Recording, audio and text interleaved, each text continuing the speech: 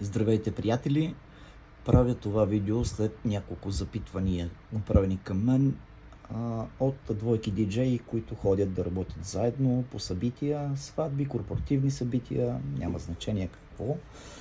Става въпрос, когато сте с две конзоли, два лаптопа и имате нужда да свържете двата лаптопа заедно, за да може да правите синхронен микс. Тоест, когато един диджей трябва да спре да пуска и трябва да тръгне другия компютър в микс, да можете синхронно да направите BPM автоматично, а не да изравнявате на ухо или посредством pitch контрола, за да дадете стойността на BPM-а, който е на този компютър, да отиде на другия компютър ръчно.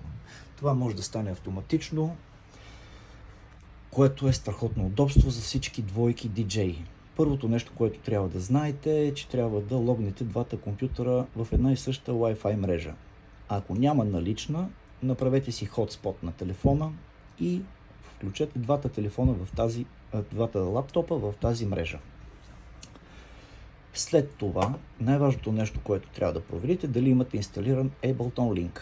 Това се прави от Settings, отивате на ефекти, пишете Ableton.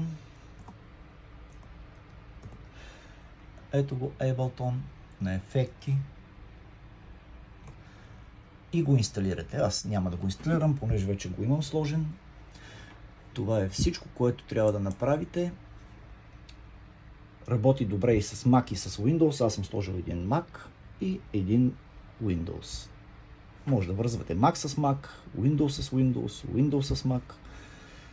Как се случва това нещо? Отивате на Master. От падащото меню избирате Ableton Link. Да кажем, че това е компютъра, който свири в момента. Хората танцуват. Зареждаме песен. Пускаме я.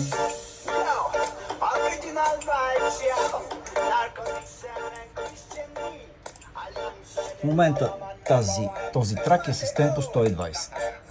Да кажем, че този лаптоп е последната песен, която трябва да пусне и вашия колега на другия контролер с другия лаптоп трябва да влезе с микс, за да продължи да свири той.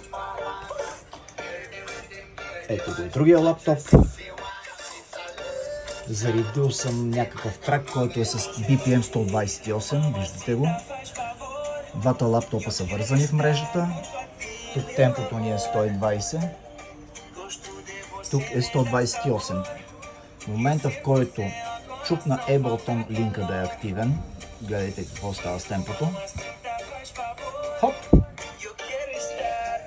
Имате абсолютен синхрон на BPM-а и сте готови да миксирате. Това е за сега. Има още много въпроси, които има отправени към мен. Ще се опитам да отговоря на всички. Ако вие имате други, отправете ги на моята YouTube страница. Успех!